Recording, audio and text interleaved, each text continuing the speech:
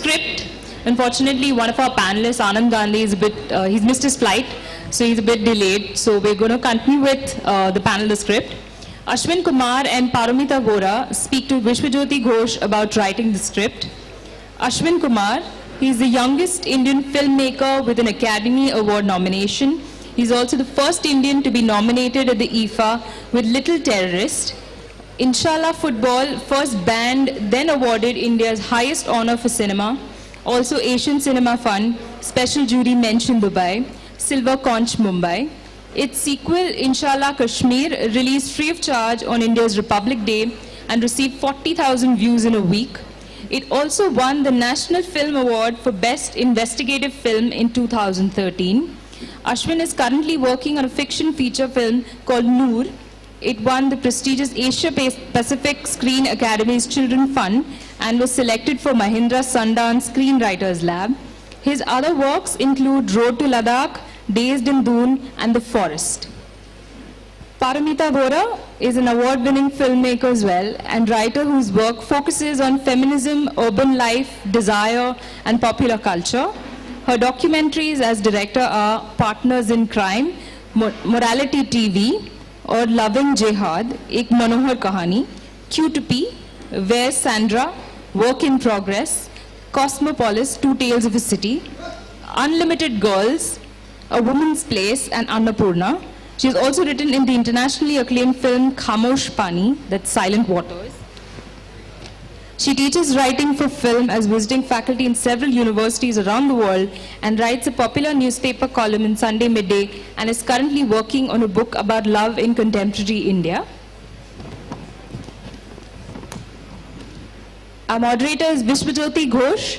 He is a graphic novelist, cartoonist, and columnist based in Delhi.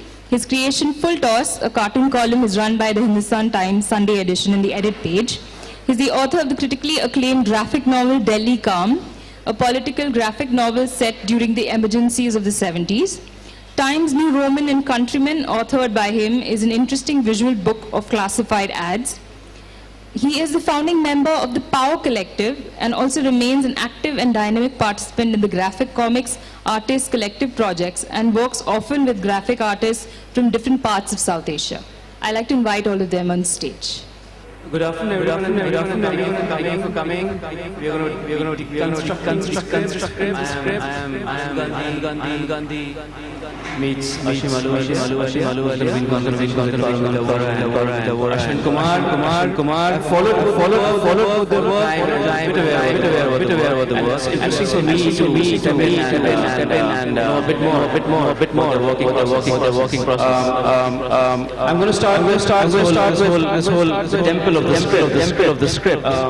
Hitchcock once said that in fiction, the director is God, and in non-fiction, God is the director. Both of you have worked in fiction and non-fiction in different stages of your journey. What's the role of the script, especially in non-fiction? Is there a space in non-fiction, documentary? Things can change every moment. You don't even know what like. What's the role of a script? Well, I make most of my films with a script, and I think it's quite important. I've also written scripts for other directors who make documentaries, for example. And I think it's because I believe it's false to say that there is no script in a documentary. So people who make narrative films, for example, have a guess about where the narrative is going to go. I mean, I recently did a narrative TV series, and in a way, yes, it was unpredictable who's going to make what decision in their lives and how the story will pan out. But you are making a kind of educated guess about how the story will go, and you are making decisions about how to film that story, which is essentially the script of the film. Because I don't make narrative films, but I make films about concepts like feminism or cosmopolitanism or whatever. I especially do work with a script which tries to mirror the idea that I'm pursuing. So in a sense, I often mix fiction and non-fiction, and many of my ideas for scripts come from the desire to actually break this orthodoxy, this Hitchcockian notion of fiction works one way, non-fiction works one way. Of course, they have different imperatives. Of course, you bring different skills to bear in both forms. But in a sense, I think they're the same thing. I mean, whether you tell a story in fiction form, you'll bring a different crafting there and a different crafting in non-fiction, but you will still try to be expressive of what you feel, as well as communicative to an audience who wants to come in there and understand something about your thoughts. But nevertheless, there is space for non-fiction. I mean, it's not that So, but the thing is, obviously, a non-fiction script can't be like a fiction script. Like a fiction script should be as clear as possible, otherwise there will be total chaos on the sets, and films cost a lot of money. A non-fiction film should not be so tight as to not allow for the entire magic and unpredictability and excitement of discovery. So, at least for me, what I do is my script is not like, okay, so-and-so is going to say X, Y, Z. And I'm not interested in having people in a film just for the content. But it's more like, what's the kind of conversation that will happen? If I go and speak to Veena Mazumdar, who's an older feminist, or to a cop, I interviewed a policeman who's written a film script about violence, what is the nature of the conversation that's likely to happen? And so how do I kind of create a condition for the feeling of that conversation to come through, but knowing why I want this person in the story of my film? So it's a kind of open-ended framework for you to move forward, and also to give to the people you're working with, right? Like, I'll give you an example. I made a film called Q2P, which is about toilets, and in that I interviewed a young woman called Bilkis, very beautiful girl. I met her by chance. She was not really in my list of people I was going to interview, but I met her in the office of somebody whom I had gone to interview, and that person was late, and Bilkis was like, "You're making a film on toilets," and she started giggling, and then she's like, "There is a very nice, very interesting toilet near my house." She lived in a slum, and she was a very talkative kind of girl, so I said, "I'll come along with you to see the toilet." And then when we were leaving, she put on her burqa, which I didn't expect, because that was not my stereotype of a girl who's going to wear a burqa, the way Bilkis was, right? And then we went out and we saw the toilet, which was basically a public toilet. After it was built, was broken down, and all the loos were re-put at an angle because it was a Muslim area, and the loos had got built facing west in the direction of Makkah, right? So now I did not know how the conversation with Bilkis exactly will be, but this feeling of the humor, her beauty, the strange grime and beauty of a slum, I just wrote a half-page description of this experience. I gave it to my camera person and sound recordist. So in a sense, we were all going in to get the same kind of feeling, rather than an exact content. I think that's a critical thing. To get the whole thing that you same film. Most difficult part of the process. You know, reverse, you work on fiction, and then you move to non-fiction. So what was the role of you?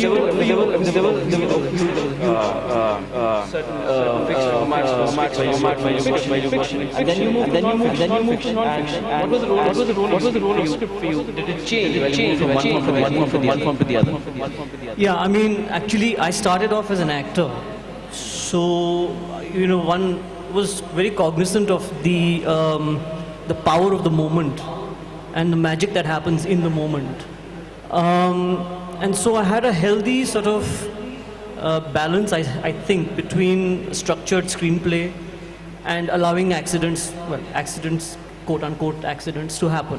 Magic. Well, magic is what Paramita described, which is not magic. It's actually intended magic, but it happens. And sometimes it's wonderful, and it looks even more magical than it was intended. And then sometimes it is just, it clicks into place, and sometimes it's god-awful. So, you go with it.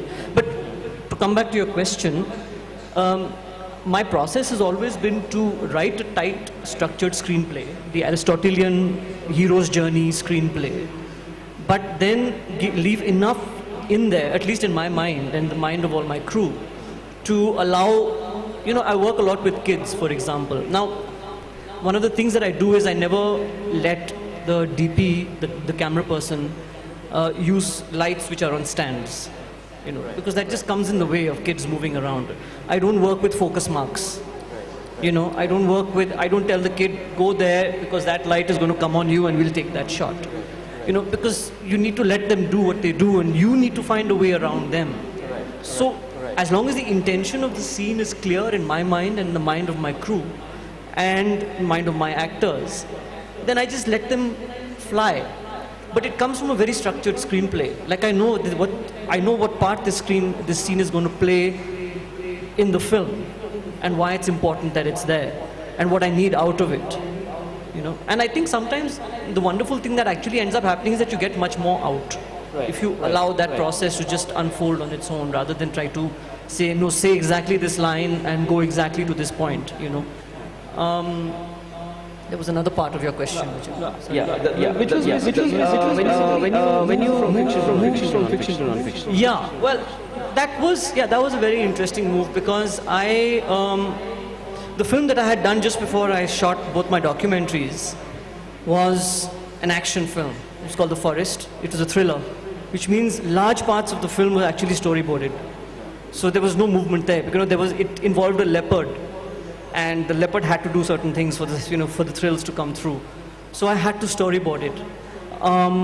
But just as an aside, even with the leopard, I couldn't really predict what the hell it was going to do at the end of the day. So the storyboarding had to be flexible enough to accommodate that sort of. So moving from that very structured format where there was CGI, there were special effects, there were explosions, and all that stuff requires a lot of on-paper Hitchcockian design. Then from there to move to Inshallah Football, which was I never intended to make a documentary film. I went to Kashmir to make a feature.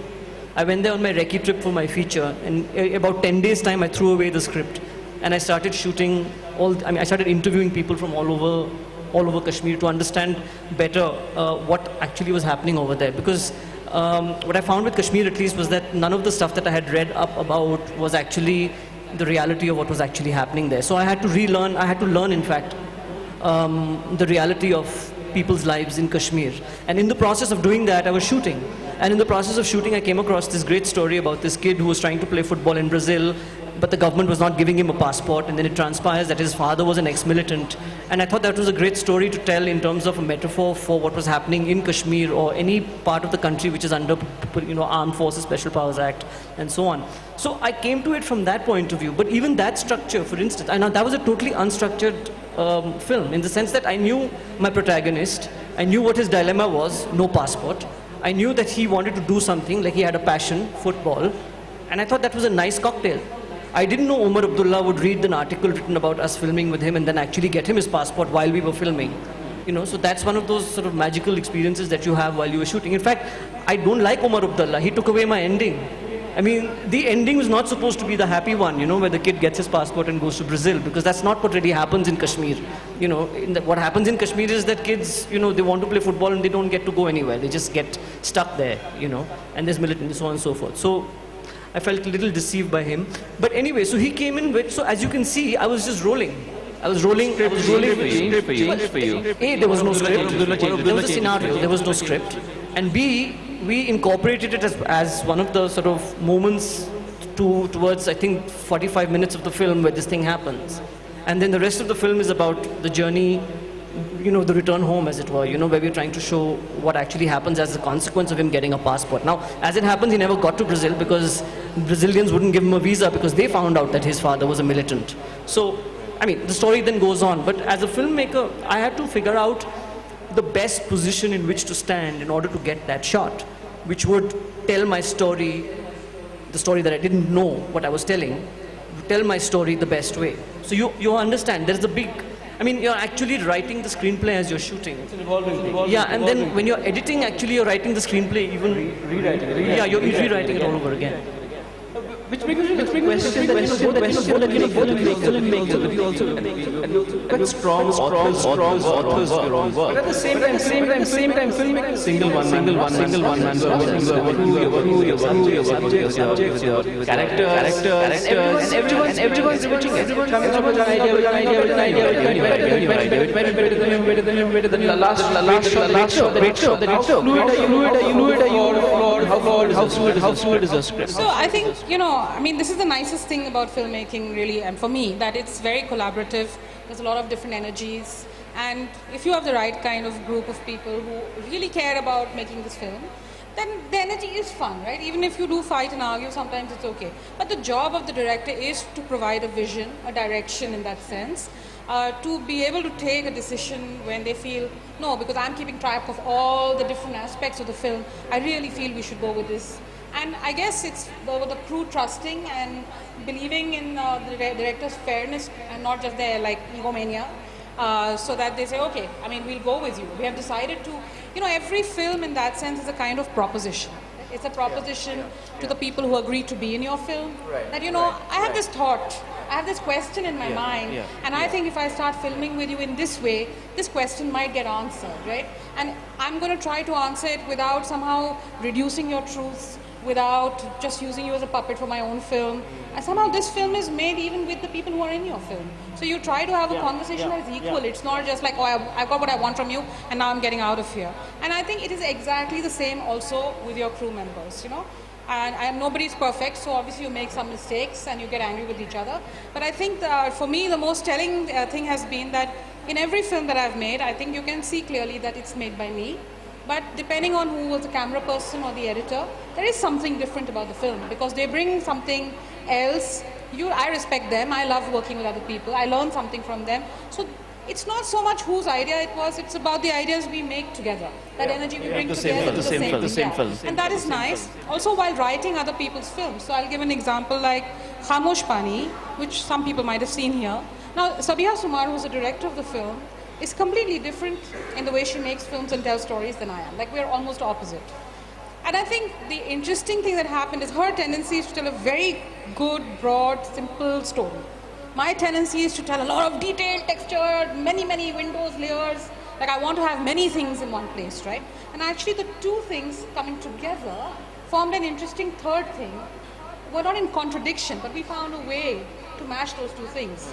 Now there, because I was the writer and she was the director, I defer to her desire to make a film that is essentially a simple film that tells a story in a linear form, not my tendency.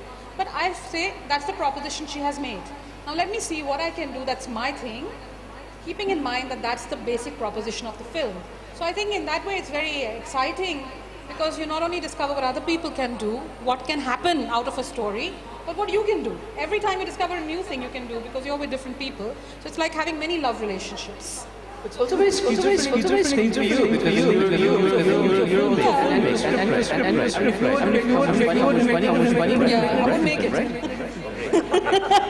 I mean, I wouldn't have thought of making it, Right. Ashwin, you are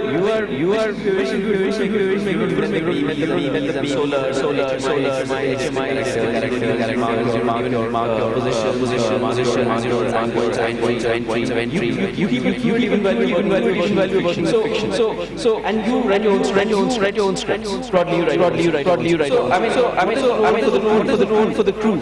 Oh, it's an enormous role. The crew for me basically are like my family on a set. I mean, the more I can divest on my art director, on my camera person, on my editor, the more me time I have in terms of with the script or with my actors. And it's critical for me that once I've sort of set up a template of what has to be done, that once I step on the set, I know it's going to look and feel and sense the way I had imagined it. Right. And that can't be done with just me sort of setting out very strict guidelines. I mean, it's very much like you want to be surprised by your actors in the moment. You want to be surprised by a prop that shows up on the set. Then, my God, I would never have thought of that jug or never have thought of that thing. Okay, let's get this actor to come. And just suggest, how can you play with that, and let's see how the actor works with that prop, or so it's an organic process, like that. And I mean, same thing goes for the camera. The same thing goes for the lighting. I would never have thought that this that if you could lit it up like this, that once the actor takes the light, that is going to make that impact. But somebody has thought about it, and somebody has proposed it. And I would be foolish to say, no, that's not actually what I thought, sitting 2,000 miles away in Goa writing the script. I'm sorry, can we do what I thought? Not the magic that's happening over here. I mean, that's perverse. Both of your words, it's very everything that pre-prod is very important. The pre-production meeting, the way you prepare preparation is very important. But small insight is process. Once a great idea you can make. Script. I mean, only you can tell a story. What is the like research, whether it's thinking whether it's take it How does it work for you? I think that, the base question inside that question is really how do you get the idea for a script? Because obviously everybody will make the same film differently. So I think I do feel like an idea can come from anywhere. That is the frustrating thing about the idea, as was discussed in the morning, because you don't know where it's going to come. And I struggle for a long time to understand the basic nature of this story, right? Because if you use the usual kind of solutions possible, right? You can write a 3-act film, or you can do a character-driven documentary, or whatever. These are some available classical forms, and when done well, they always work. You know that. But if you always follow those forms, you'll always tell the same stories. That's what I think. Right. So you have to let the kind of story that you want to tell. So it is a kind of mixture of what you see in the story and what is in the story in that way. You have to let it sort of introduce the idea of a form for the story, I think. So can I show some clips? Yeah? So I'll give examples of how. So I made a film on feminism. It was called Unlimited Girls. And it was difficult because, if you are at all familiar with the feminist movement in India, you know that anybody who makes a film on feminism is going to get it afterwards. Why is this there? Why is that not there? Anyway, feminism is so boring. Who wants to watch this film on feminism, So you are very worried about all the things that can possibly happen to you as a result of this activity. And it's also true that it's a massive topic. So how are you actually going to talk about it in a film? So for me, it's important. The first thing that I tried to arrive at was, what is the question I want answered in the film? And that I feel is very helpful for me, because the film becomes the search for the answer in a way. And that's also more interesting for the viewer, because you're not giving them a schematic, pre-digested product. In a way, you too are discovering the answer to something as you're doing it. Now, the thing about Unlimited Girls was that when I did the research and I read so many fantastic accounts of conferences and meetings and things that people had said, the way people had changed their minds, and I thought, it's an astonishing history. But if I interviewed tens and dozens and, scores of women talking about this, I will just kill everybody in the audience. I'll kill myself while making it. It'll be so boring. But how do I kind of bring this multiplicity and this development of ideas into the film? How do I find a form for it? And I was very lucky, because it was just like a couple of years after you could get an internet connection in your home, right? It was like in 2001. And chat rooms had just become big in India. And I would always say, I'm just looking at chat rooms for research, sociological reasons.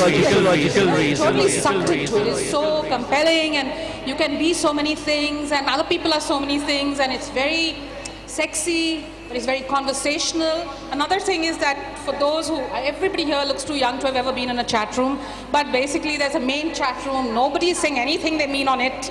Everybody's saying the real thing off the main chat room.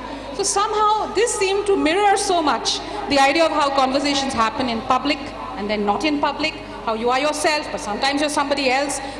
All these ideas of different selves that we have. And in a way, the freedom to keep changing what you think, not being fixed into one thing, was very compelling. So I actually constructed the whole film as a kind of chat room. There was an actual chat room in the film, which had many, many, many feminist characters in it. Even the material of their conversation was some of it real documentary material, some of it was acted by people. So I mixed the real and the not real into coherent conversations, which had taken place over like maybe 25 years, but I condensed them into these thematic chat rooms. And then the entire film too was in these many windows, in a sense. So I'm saying that there was something inherent in the story of feminism that was not to do with technology. But the idea of how to represent that came from something that was happening in my contemporary technological moment, right? So can you show the clip called Sex Chat Room? It's an online script.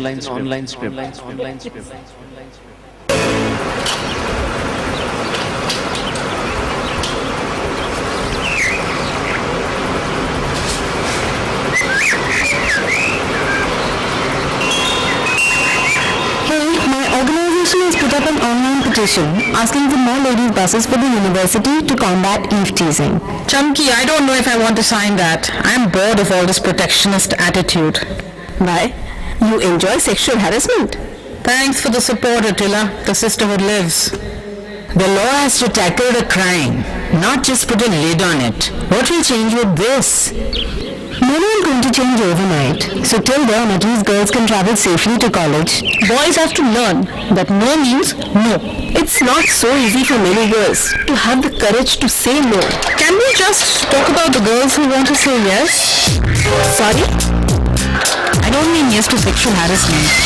Whenever we talk about sex and women, it's about rape, assault. If we only teach women to fear sex, then how are we supposed to feel good and free about it? No one is stopping you from any lifestyle. See, immediately, I'm a bad girl with a lifestyle. Where is the room for eroticism within us? It's okay for Western women to talk about sexual liberation. In our country, there are many other problems to solve. Yeah, no sex please, we are Indian. When I watched movies as a kid, I thought Indians don't kiss, only white people. There's a way in which we like people to attend to us as minds and right, not a body.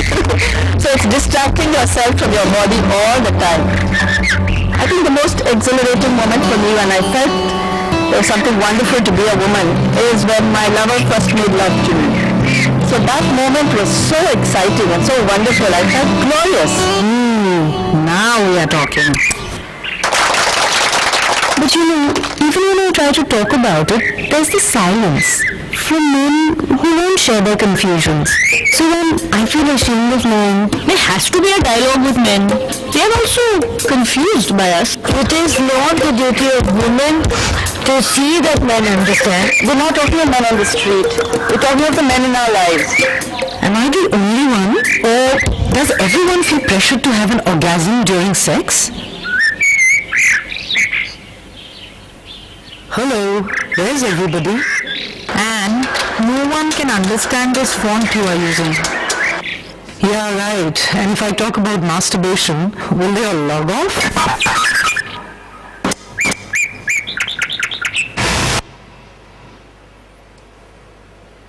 So, I mean, yeah, this is kind of like the kind of possibility to discuss many different things, to see that everybody is in one room but they disagree with each other, and feminism is kind of made up of all those different ideas. Another film I made, it's called Where's Sandra, was about the stereotype of Catholic girls from Bandra, which is a suburb in Bombay, and they're called Sandra from Bandra.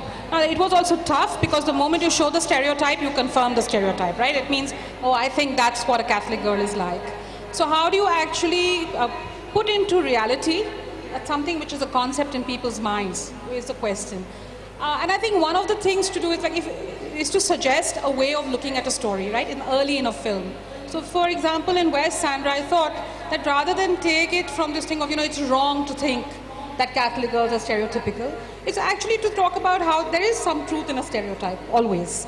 But it's a question of our way of looking at it. If you look at it with affection or interest, it's a nice thing. If you look at it in a demeaning way or somehow to degrade somebody else, then maybe it's not. And Sandra from Bandra is a mythical creature who becomes real in your mind because of the way you look at her. So I'm going to show you 2 short clips, and no more clips, I promise, after that. Yeah. So the beginning of the film, which helps you to look at how it is, and then another one. Sandra 1, will you play? Yeah. Sit on that, sit on that, sit on that, sit on that, sit on that. इसमें बैठ जा, इसमें बैठ जा, इसमें बैठ जा, इसमें बैठ जा, इसमें बैठ जा।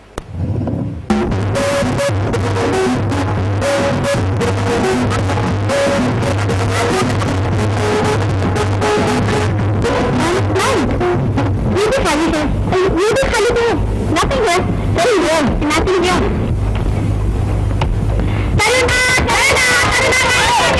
हाँ करो मत शर्मा नहीं ये मत सुनना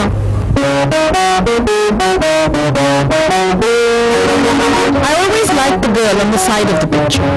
The one in the dress. The one whose love story it wasn't.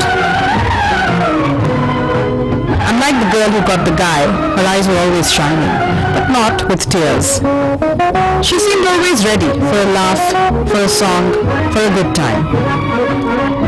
They told me her name was Sandra. Sandra 2.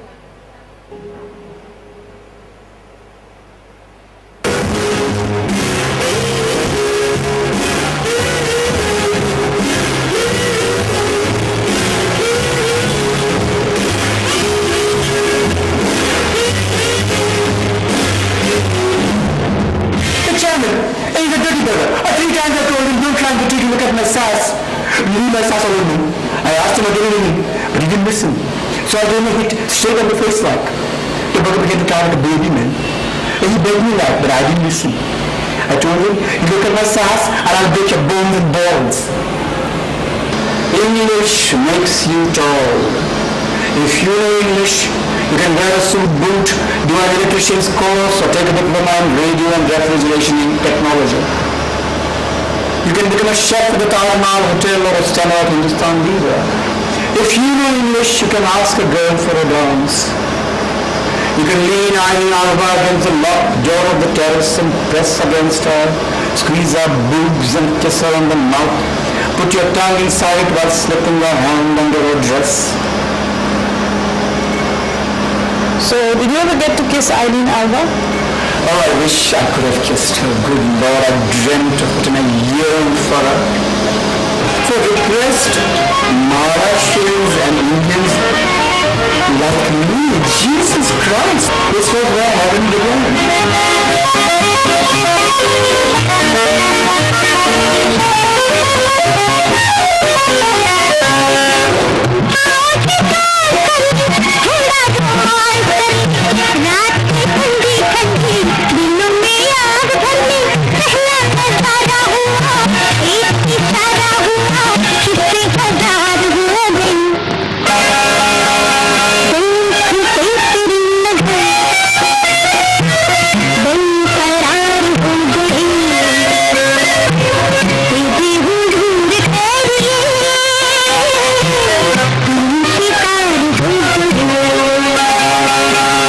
differentiation, you know.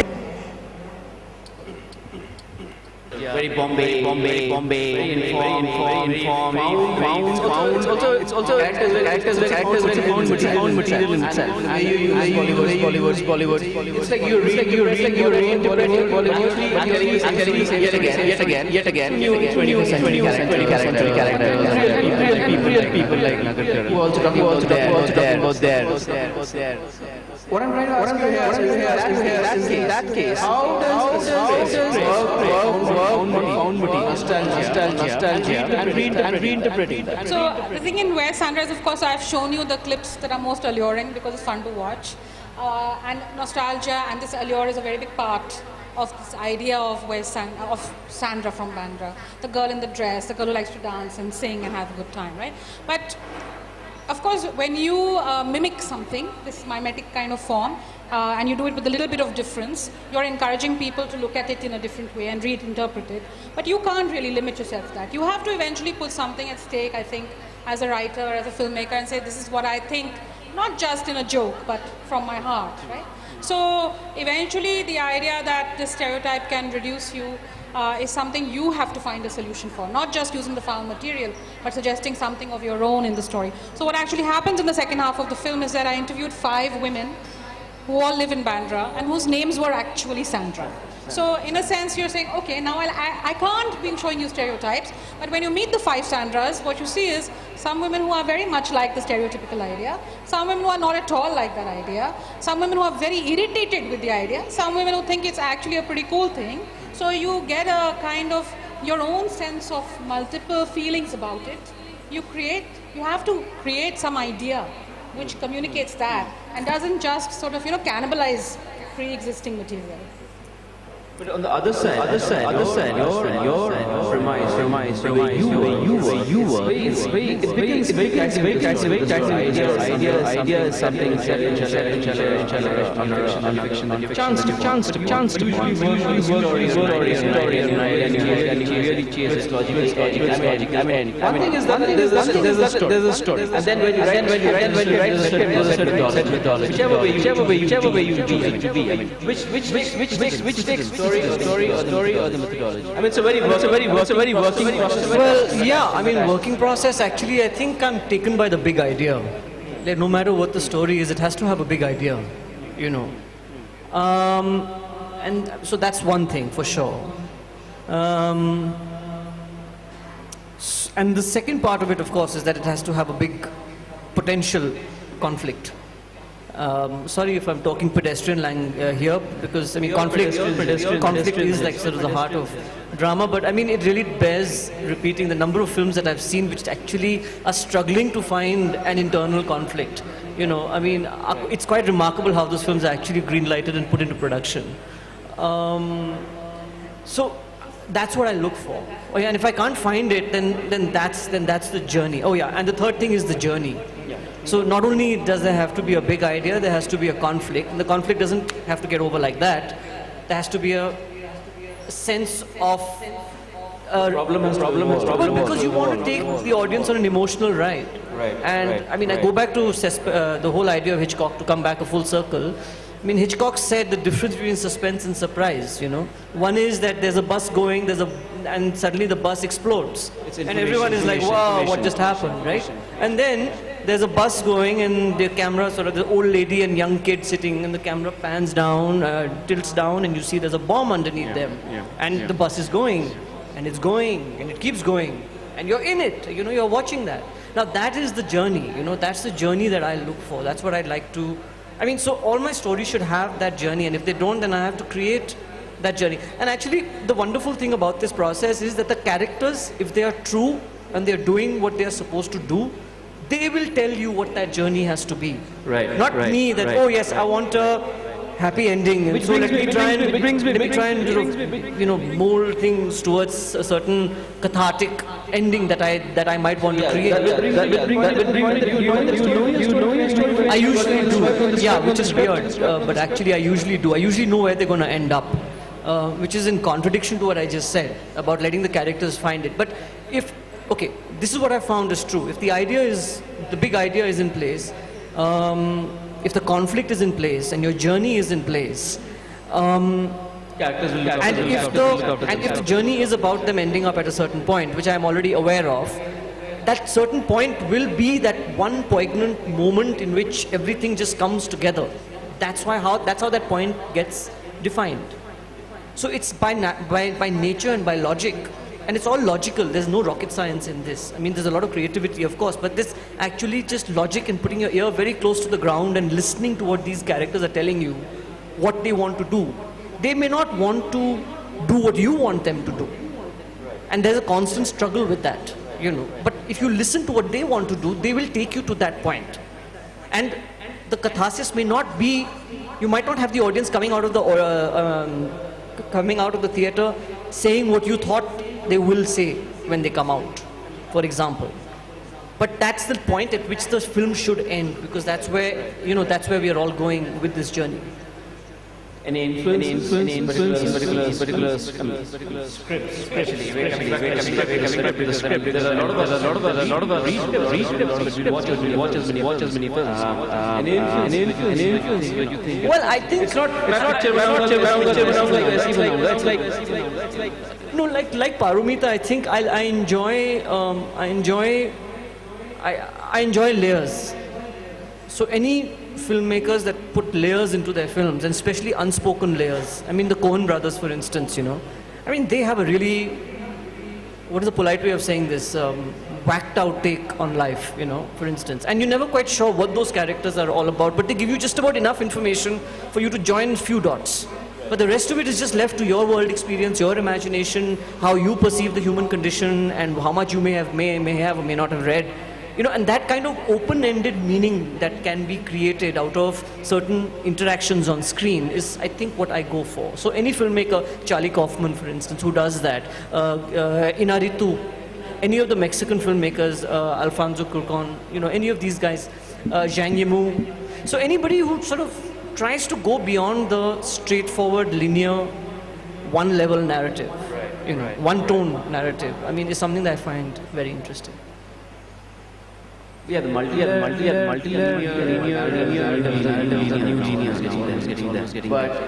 But just beg your pardon. By multi-layer, I don't mean fracturing of time. Yeah.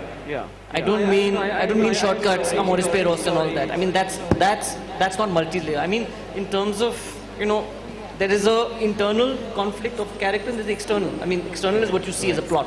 Right. But what is happening inside? And how can I access that insight? And the filmmaker doesn't allow me the luxury of clarifying what that insight is. He hints at it, or she hints at it rather. And that's what I enjoy. I'm afraid we're running short of time for the discussion. Ask one. This is a real gossip question. Any particular film you thought the script was better than the film? Besides your film.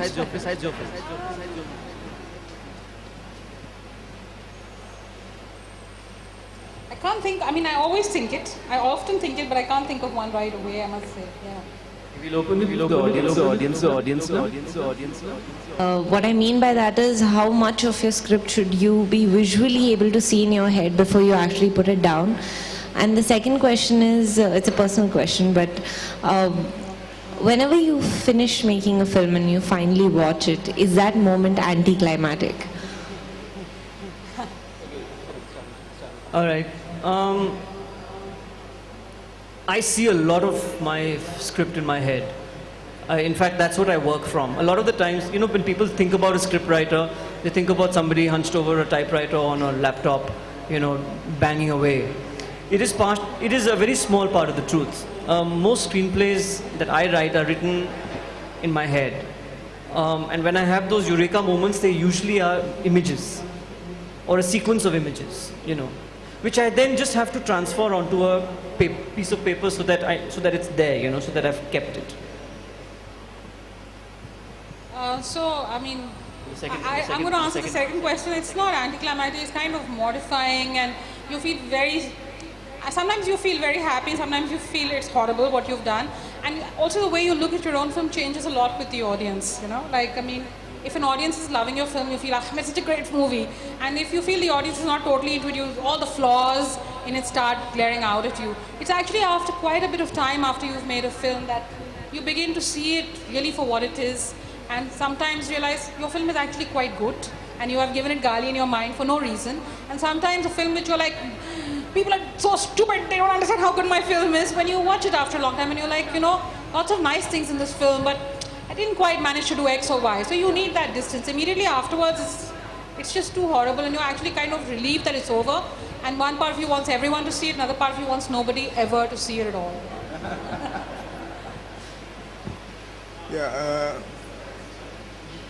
To actually ask yourself, what do I want from a film? And do you think about the structure of the film? Like, I want modernism like Bergman, I want poetry like Tarkovsky. So do you do that before you write a script? This is one question. Second is, without a script, without a script, that film that you made, you told the visualizations. So what I'm asking is that, does visualizations, and you write the script visualizing it, right? So does the visualizations constrain your script, or does it make it better when you go on the floor? So after that visualization, does it make it better, or does it constrain it? Actually, there's this wonderful concept in Hindustani, in all classical music in fact, and it's called the bandish. Are you familiar with this? Okay, so more bandish, better the movie. That's what I think. Or the story. The more limitations you end up putting on yourself, whether they are budgetary or they are whatever, you know, imagination-wise, etc. So because the most boring films are made when there are 12 cameras rolling at the same time and big explosions and lots of other things, you know, where everything is possible. You need to be able to limit yourself. I mean, and if circumstances around you are not conspiring, which I assure you they will, then please limit yourself. Find those limitations, because that's when the real problem-solving part of your brain starts ticking. And this so-called creativity, in my humble opinion, is actually problem-solving. That's when you get creative. Because if everything is available, then there's no need to be creative. Paramita.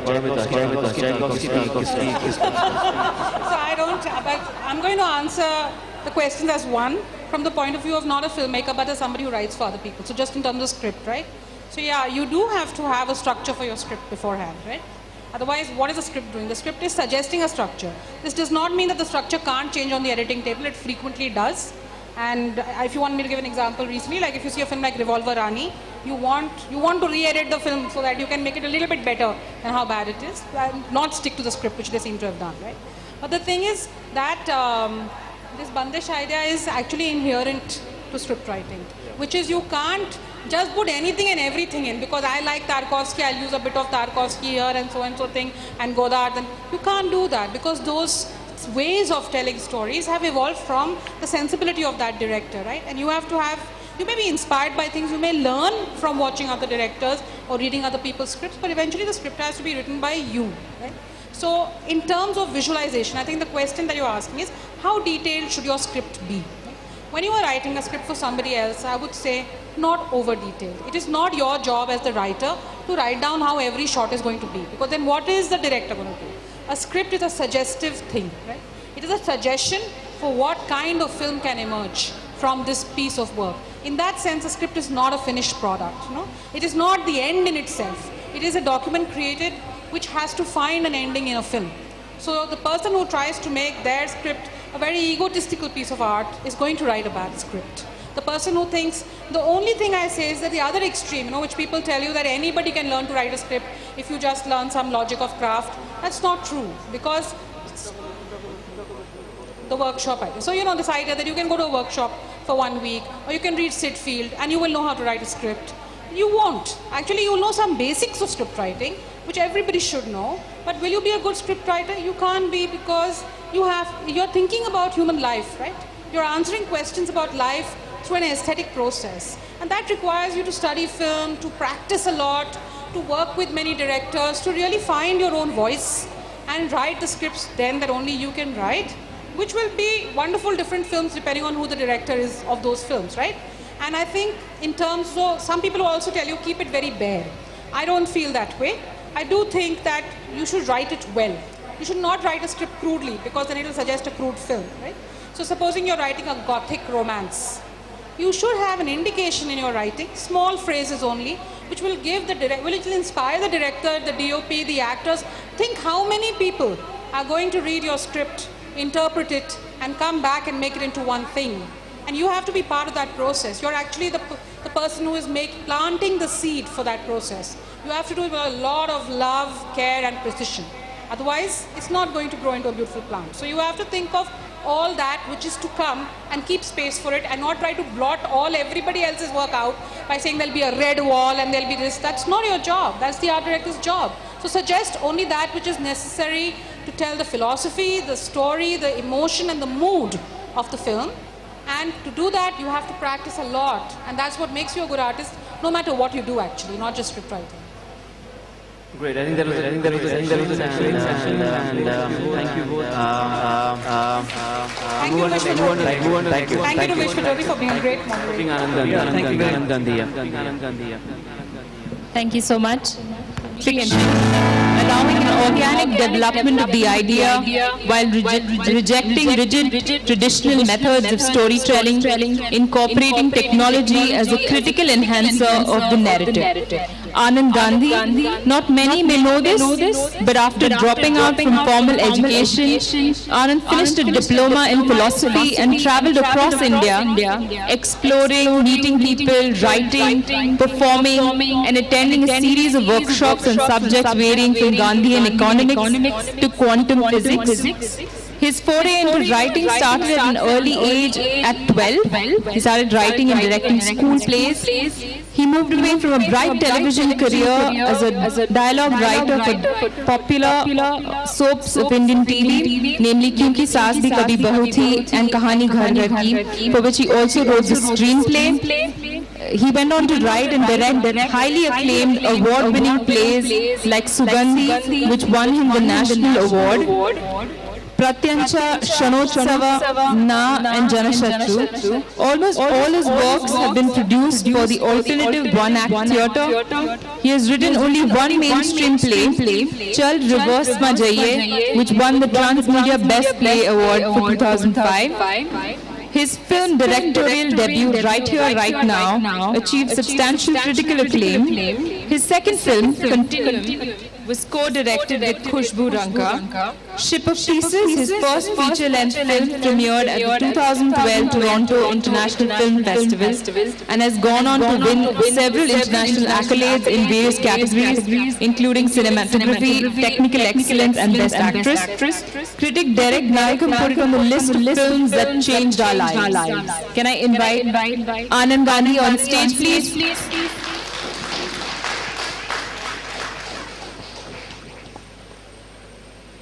Morning and missed my session as well with it. So I couldn't come on time earlier, but here I am. And thank you so much for coming by. We finished Ship of Theseus in 2012. The last year and a half has been his journey has been very exciting. Of traveling with the film and. Meanwhile, we started working on a couple of things we were very excited about. So Tumbad is a film that we are working on right now, which should be out very soon. And we decided to engage with the whole ecosystem of motion picture. In a way that we felt has not been done. So right from the kind of narrative that find their way on the motion picture medium to the craft articulation of those ideas and worldviews and to the way they're positioned, the way they are put out there in the world for to the community to engage with, and the way we engage with the community with a medium like cinema. So we tried to kind of relook at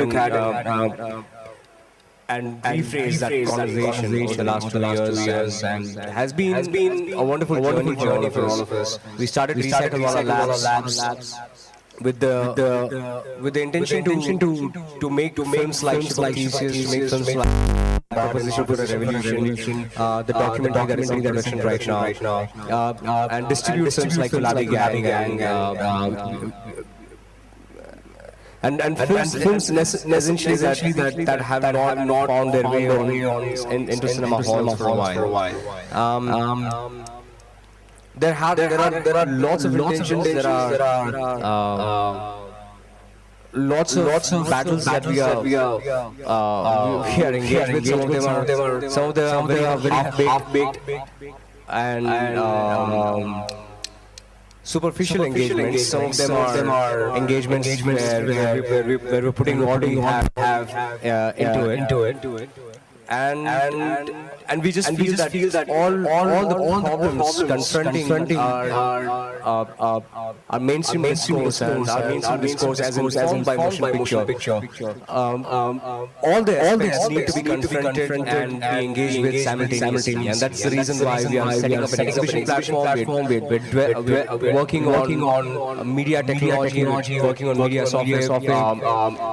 I don't know if some of you heard of this, but we put out Theseus. We had many offers to sell the film after the film did a very decent business at the box office. We had a lot of offers to sell the film for various rights, and we decided that it'll be hypocritical of us to not put the film out for free after having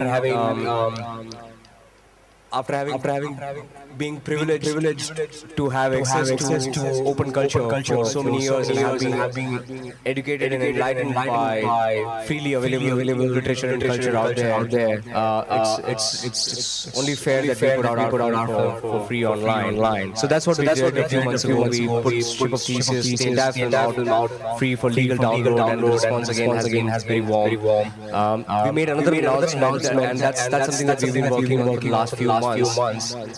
That we'd be putting out about 40 to 50 hours of footage that we shot for making Ship of Theseus free online for people to download, re-edit, and make their own versions of the film and re-upload. So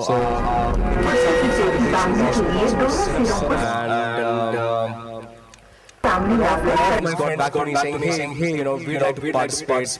We have films flying around that have been pirated anyways. Really, you know, out there give some more material out for free if you're going to do something like that. So far we have a few hundred hours that have been committed to the project. And I believe that by the time we go online, we'd have a few thousand hours of free footage that people can use and make their own material out of. So it's a conversation that we're starting in that space of open source cinema. We have dreams for that. We have aspirations for where that can lead, which I can talk about at length. I mean, each project I can talk about at length. I can talk about short thesis. I can talk about conversation for the revolution, Tumbad, newborns. All of these are films and motion picture projects that are incredibly important to us. There are things that we feel need to be articulated. There are ideas we feel need to be put out there, need to be engaged with immediately. And that's the reason we are doing it. So that was just an overview. At this point, we are a media lab. We are mainly focused on producing motion picture work, fiction and non-fiction, feature length and document, feature length and short and web. Over the next few years, we want to evolve into a proper media lab. So that's where we are at right now. We're called Recycle Wala. And at this point, there are 32 people working at Recycle Wala. And I feel every morning when I go to my studio, I feel profoundly emotional and I feel so privileged that a series of events have led us in a place where we have the privilege of working together. We have the privilege of having found each other and having this possibility of making the kind of content we are making and sharing it with the community that we care very much for. So that's just the introduction of what we are doing. And I think I had a lot of ideas that I wanted to share, but it probably would be great if the conversation can be directed by you and if I can respond to what is relevant to you in context of our work right now. Yeah.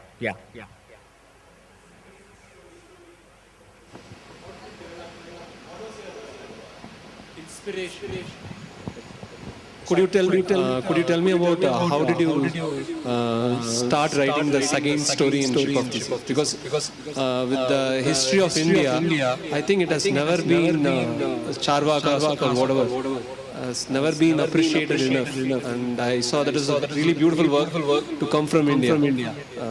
Greatly appreciate that work. Second story. Could you just tell me how it started? Thank you very much. Ship of Theses was a film with a lot of agendas, a lot of opinions, a lot of ideas, and a lot of very clear thoughts that I wanted to articulate, lot of worldviews that I felt needed articulation, and all of them. Also had to be veiled in a narrative that pretended to be and managed to come across as non-didactic. So one of the agendas with Ship of Theses, and there were many. One of the agendas was to celebrate film in India.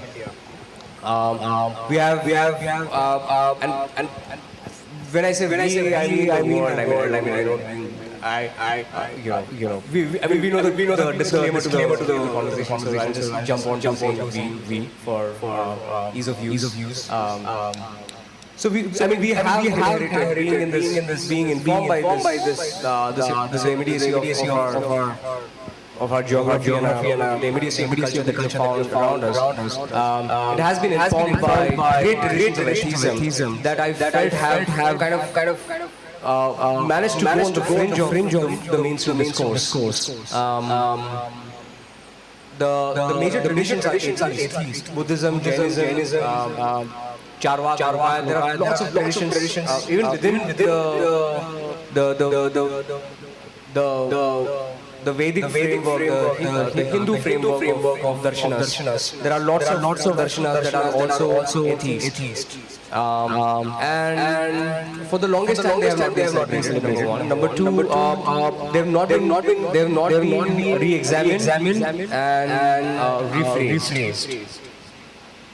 at the heart of some of these traditions was the possibility of constant rephrasing, was the possibility of constant readjustment of the central concept in the central world. Using the latest apparatus available, using the latest information and knowledge systems made available. And that has not happened in a very, very long time. I thought it deserves place in that conversation.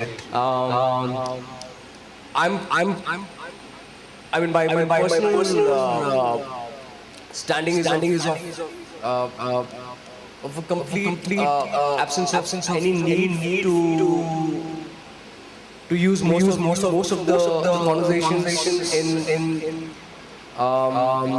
in these traditions. I think that we have. I mean, I'm probably saying a few things that need larger disclaimers, but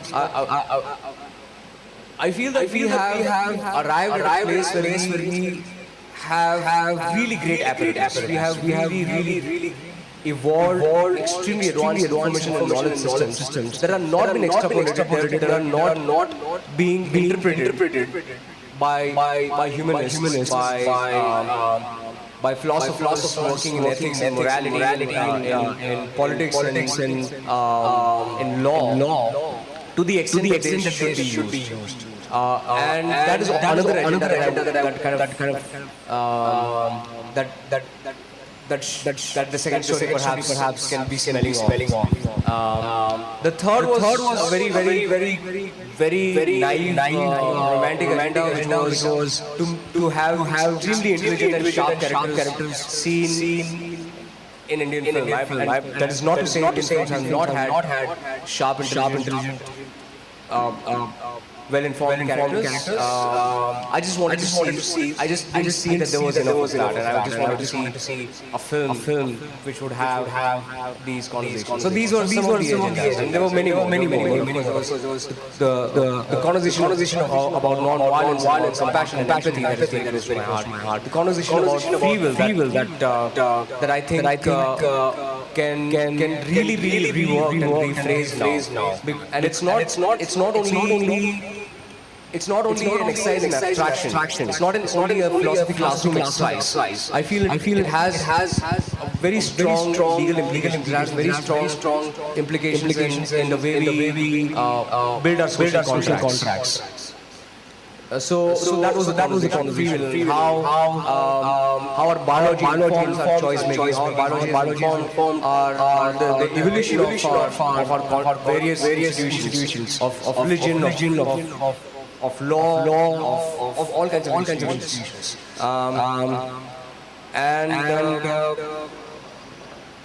The character Maitreya was again an American character. Was a character that was made up of many people. I found very fascinating and very interesting. Of them, one is Abhay Mehta. I had the great privilege and honor of working with this amazing man, Abhay Mehta, when I was 16 years old, and at that point he was writing the book Power Play. It just come out of the case, the litigation that he was fighting against the Double Power project and Enron in Maharashtra, and he was a part of this whistleblowing / open opinion journalistic website called altindia.net. And I had this great privilege of working with because I was graphic designer and web developer when I was 16 years old. I started working with Abhay Mehta, and I could observe his work, his life, and his thought up close, and that informed a part of Maitriya's character.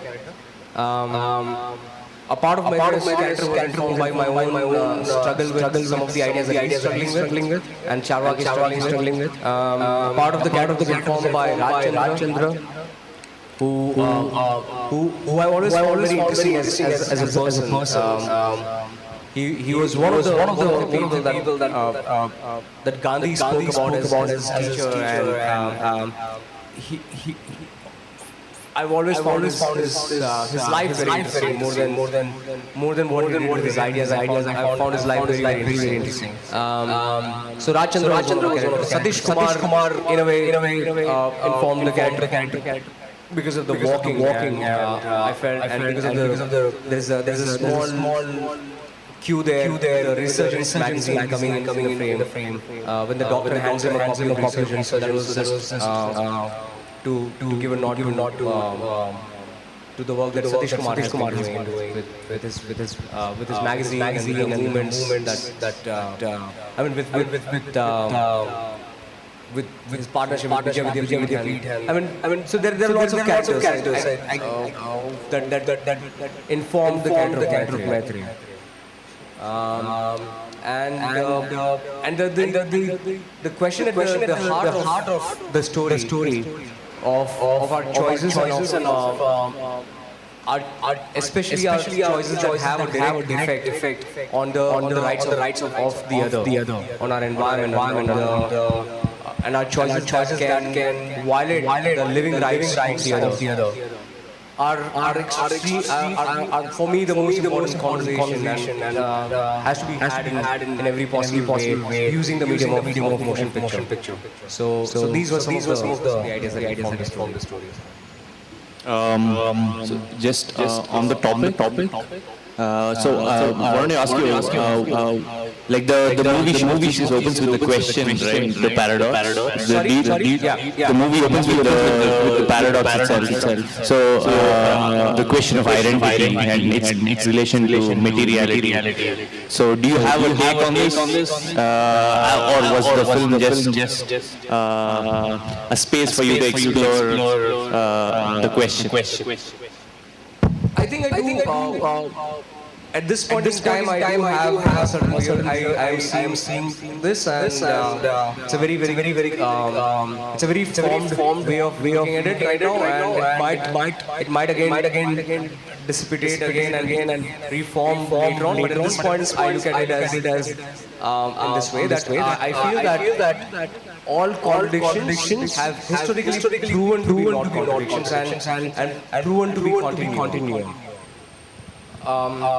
Things that seem to be polarities and things that seem to be polar opposites of each other,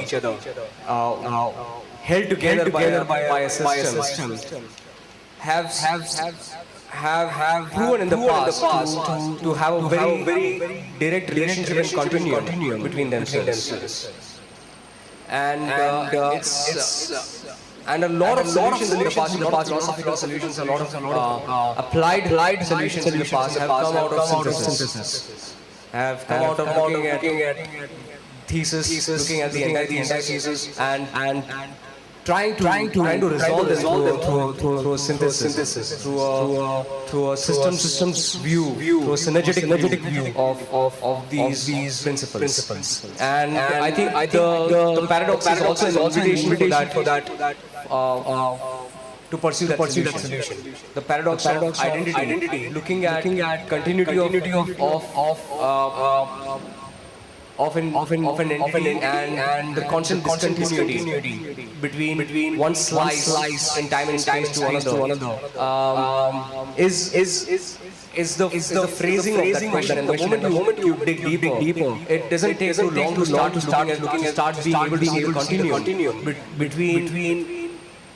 between the constant transformation, constantly shifting, constantly changing identity of the entity and the ontological identity of self that we constantly experience. So, like if you start looking at it biologically, the DNA, the genetic code that informs the cells are constantly changing. Yes, every single cell in your body has been completely replaced over 7 years. But there is genetic continuity. The genetic code that is informing the formation of cells is continuous. The neurons are not being replaced at the same time. While connectors are constantly being formed, new connections are being formed between the neurons. So new memories are evolving, and new memories are in turn informing choices. So the moment you start looking at the solution in a holistic way, the synthesis seems very obvious. Sorry?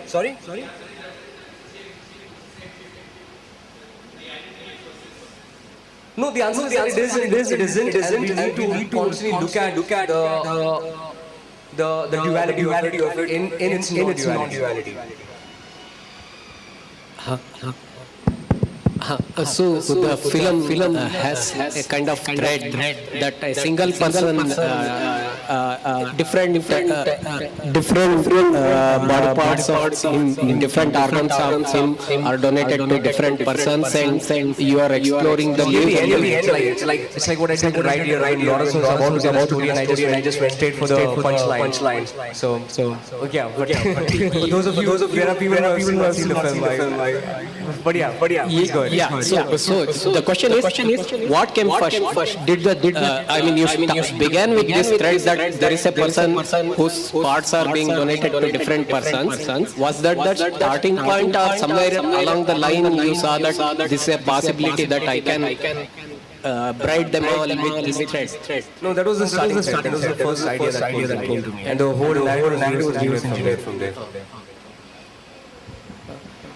Hi, Anand. Just two questions. First question is, while writing the screenplay as an author, what are the things that you focus on? The second question is, from the beginning of the idea to the development till the final script, how much time that ship of Theseus took from you? These two questions. The total time was 4 years. From the time I decided to write the story. The story comes to you at a time when you're making something else. I was making a continuum when I thought of many stories, and one of the stories I thought about was Ship of Theseus. Was what became Theseus. But right from the time I committed entirely to pursue this as a film that I want to make, to the time I released, to the time of the premiere of the film in Toronto, took 4 years. And what was the first question? Sorry?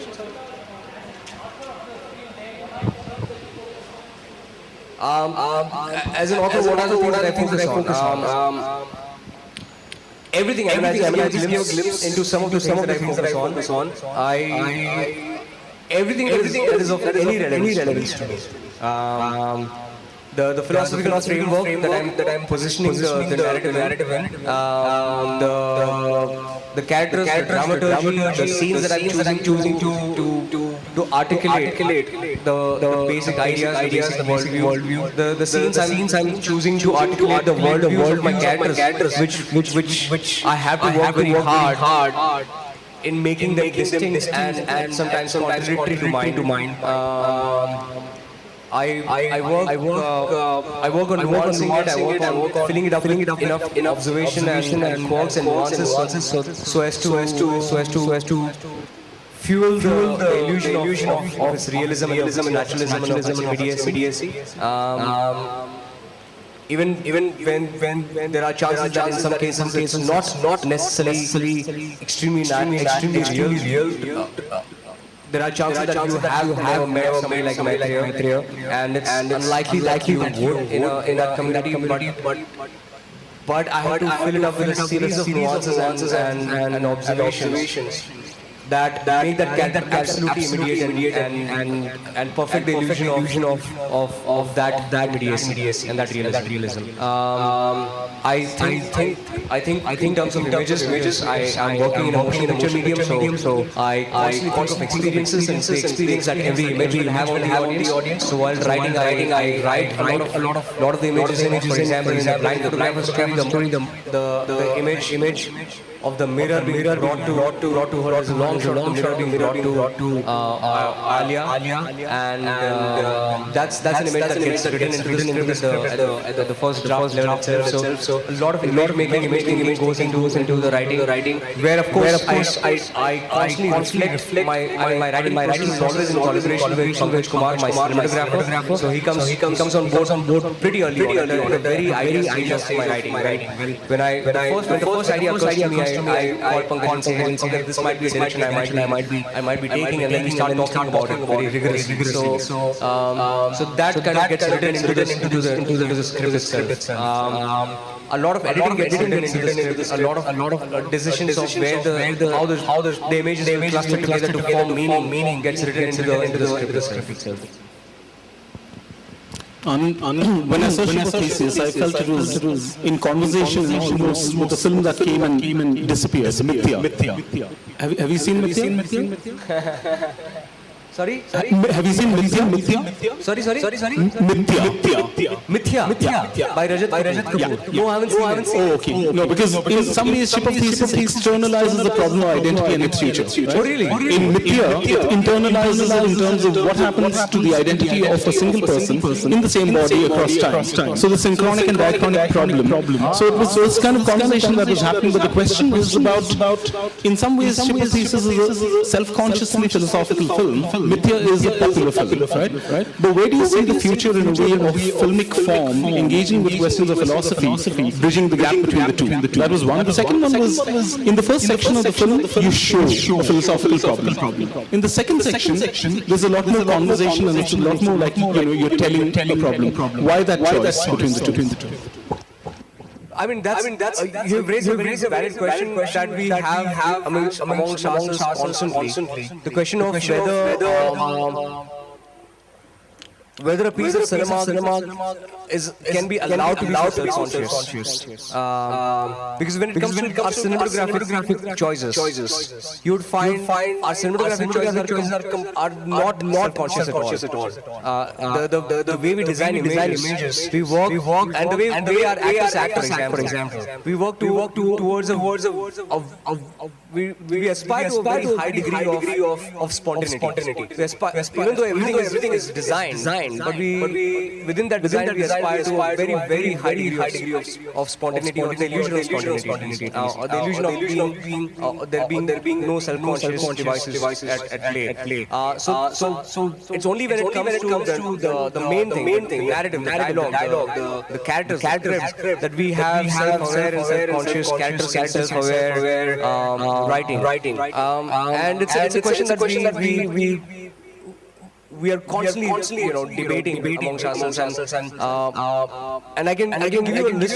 There are traditions. There is a tradition of filmmaking where filmmakers have engaged with the central concept, the central philosophical paradigm of their film in a very head-on way, like I have. Filmmakers like Tarkovsky, Bela Tarr, not Roy Anderson so much, but Bergman. I mean, Bergman has been very head-on to the point of being out shamelessly didactic so many times. And there are filmmakers, of course, who, and the same filmmakers have also made films that have not engaged with the discourse in a head-on way, in such a self-conscious way, but have kind of allowed the discourse to manifest and be coded within interaction and story, and invited audiences to deconstruct their meaning and their relationship with the film, and deconstruct their and extrapolate philosophical paradigm out of the film if they can find it.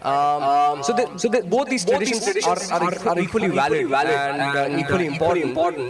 And I think I would be engaging with both the traditions as I go along making films, depending on the kind of story I'm dealing with, and depending on the political agenda that I'm mostly inspired by that moment in time. So the Ship of Thesis, as I said, there were many agendas. The agenda was the political agenda of making discourse come back to making philosophical discourse fashionable somehow. Of course, I knew that I'm working with very limited resources, and I'm not going to make a film that's going to be watched by millions and millions of people. But my little way, I wanted to make conversation and philosophical conversation at that, and philosophical articulation a part of our mainstream discourse.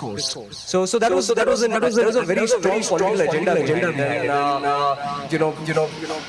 To my friends, I say that I'm getting in charge. I just began. I don't know if you were here when I just began this conversation. I said that there is of course a bit of didacticism in the film that has been weighed carefully to not be caught easily. So I will have. I can argue it out. I can sit down and argue it out shot by shot that there is absolutely no didacticism in the film. That the film is completely, the characters are speaking their own language, and that these characters in these situations would be saying those exact things. Of course, the situations are chosen by me, and these are all very accurate choices and deliberate choices. And I think both traditions have their validity. I think the tradition that I'm very excited about participating in, that is the tradition of filmmakers like Kubrick and Kieslowski and the other names that I mentioned. Is that this has not been happening in this part of the world. I feel a huge vacuum of that conversation in this part of the world. We have lots of films that we can extrapolate meaning out of. I have friends who have done their PhDs on completely B-grade crappy cinema and looked at the social symptoms that it's kind of reflecting, or looking at it as a manifestation of a certain social context or situation or historical that we find ourselves in, etc. So I find people extrapolate meaning out of complete rubbish. That's possible to do with any film.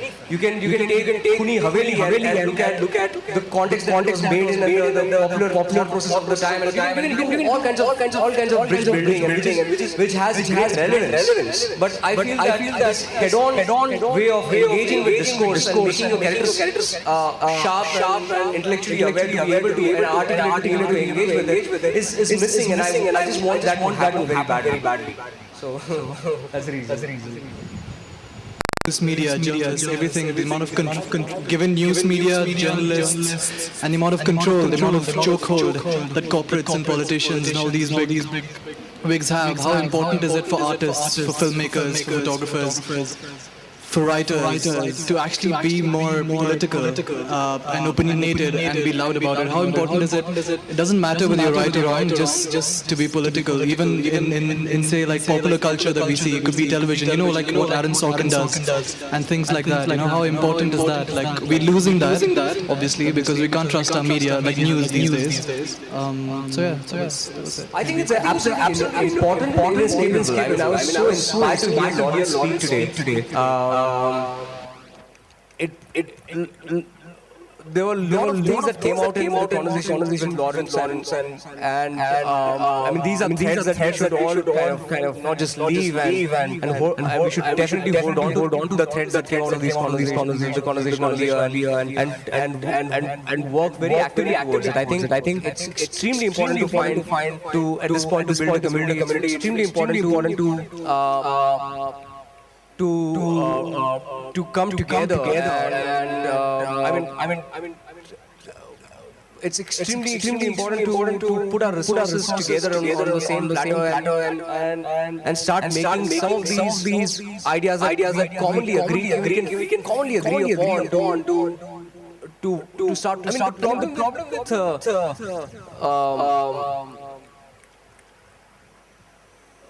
the problem with our and I'm kind of generalizing. It's not across the board, but it's a problem that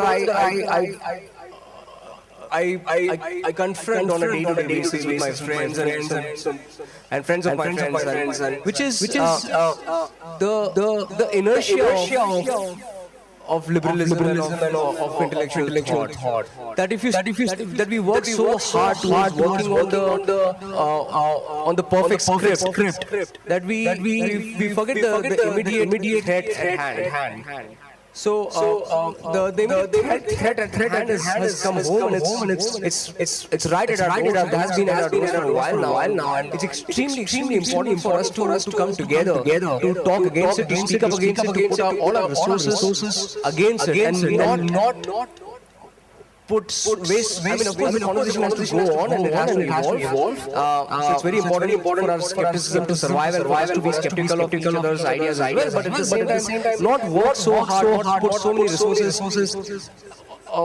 at our disposal towards arguing on the fine nuances of solutions and start building the solutions at hand, solutions that are immediate, the low hanging fruits that Lawrence suggested.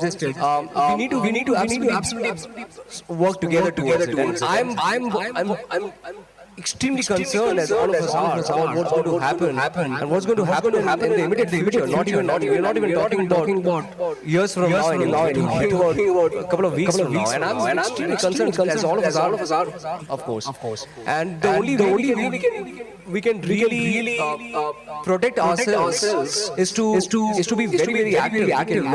We do not have the privilege of passive intellectual exploration anymore. We don't have the privilege to be in our caves anymore. We'll have to be on the streets, unfortunately. I would much rather be in the cave. But we are forced to be out here, and we will have to come out here. We'll have to articulate. We'll have to come up with very strong counter arguments, very strong counter narratives, very strong disruptive ideas. We'll have to constantly challenge and rebuild and engage very actively. And all of us feel very strongly about it. Recycle is extremely strongly about it, and that's the reason we have started putting in so many of us into making the kind of things we are making with this immediacy. I've got two questions, one technical and one philosophical. So first is that for writing different kinds of screenplay, like for a plot-based film, for satire, for a plot-based film, for a satire, I mean for a different genres of film, different unstructured, I mean like Ship of Theseus that you were telling about. It's a kind of unstructured, I mean it's not just a plot-based film, right? Can you just say it a little? Can you keep the mic? Yeah. The thing I was telling that for different genres of film, like satire, like plot-based film, or an unstructured film, which so different. What is the difference between in the process of script writing and the screenplay? So, and second question I want to ask that. Do you think that you were talking about the continuum and the synthesis?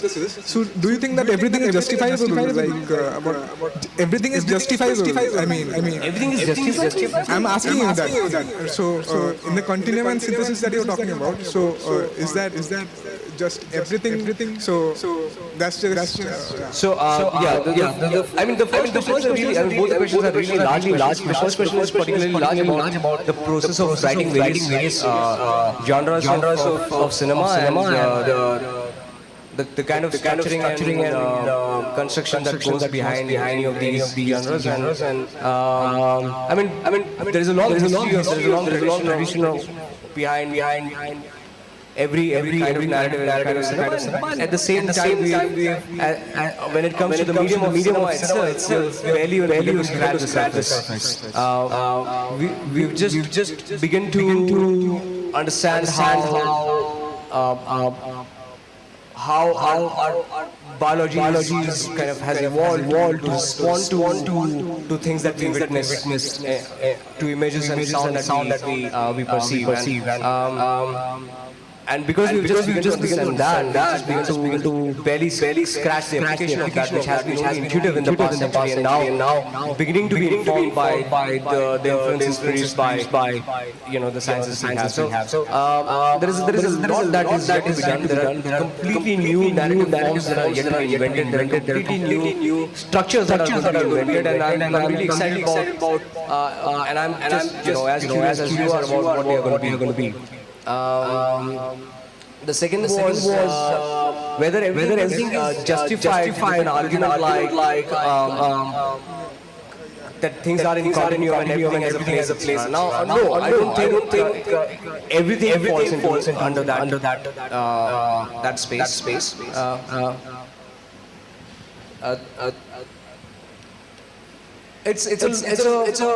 I mean, we'll have to lay down the assumptions and framework of what we're talking before we kind of refine, rephrase that question.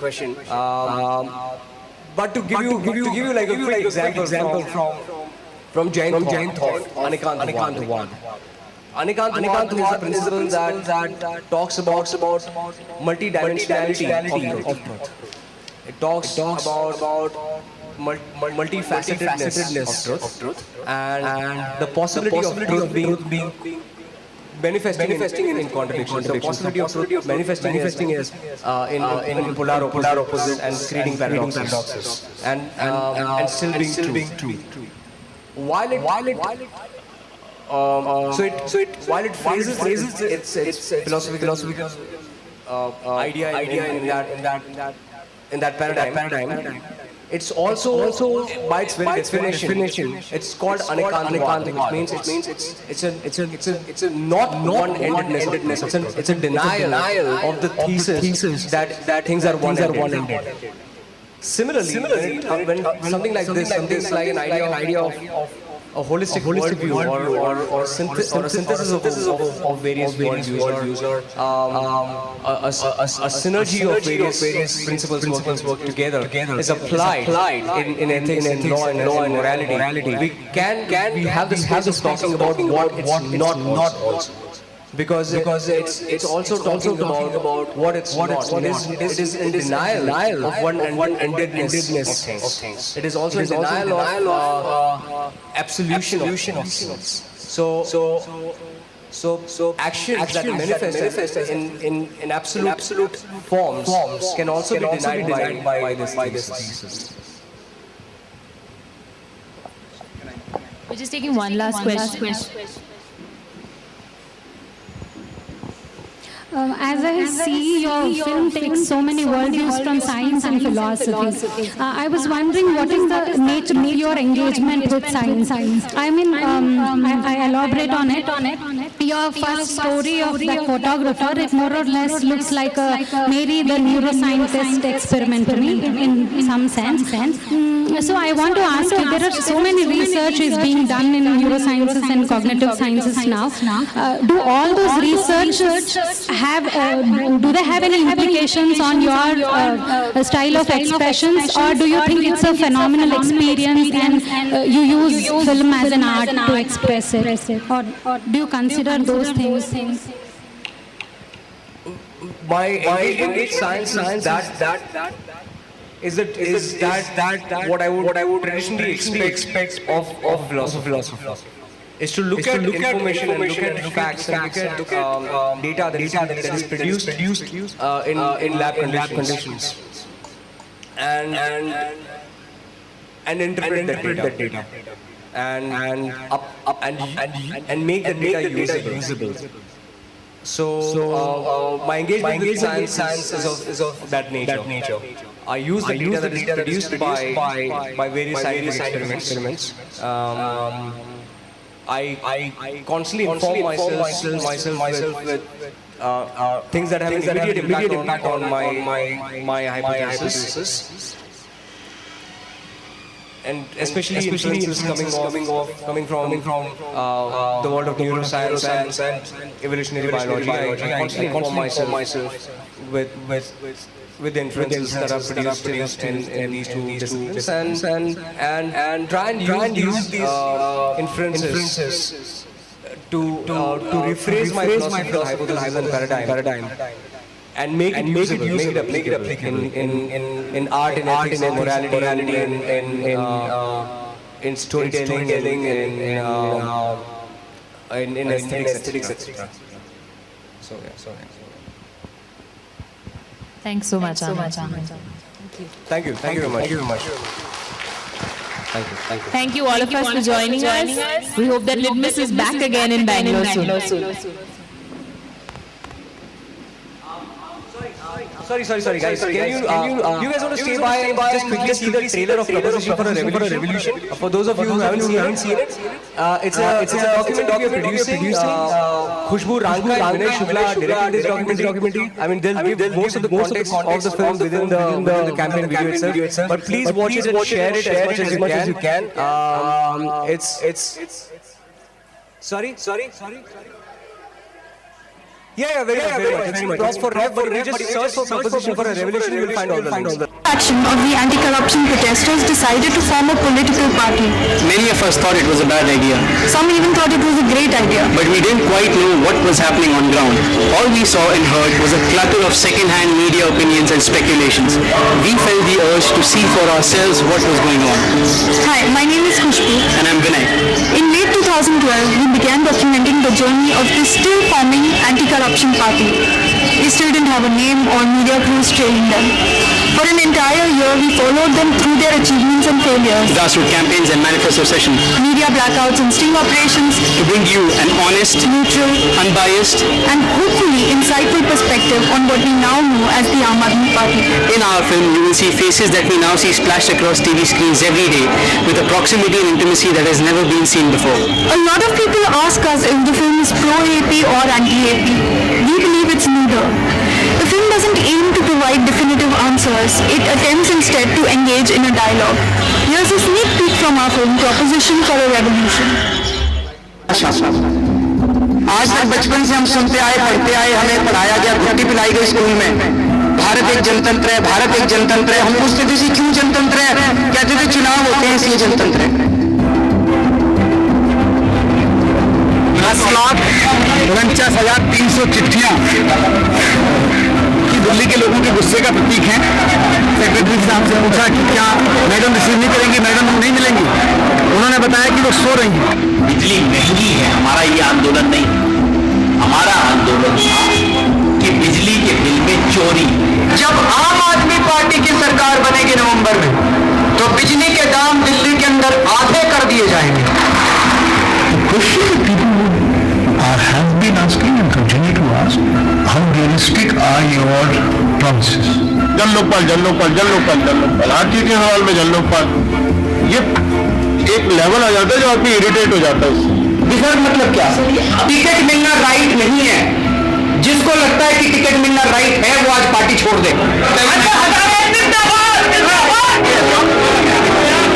भ्रष्टाचार के विरुद्ध जो महाभारत पिछले 3 साल से देश में चल रहा है वो दूसरे चरण में पहुंच गया है। सबसे नाजुक योद्धा है।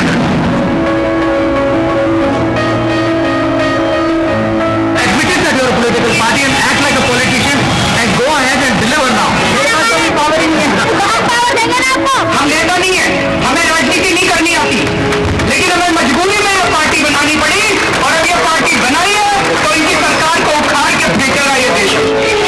बाल एक नई आइडियलिस्ट यंग जनरेशन के लोग कह रहे हैं, no, I don't want to shun politics, I want to transform politics.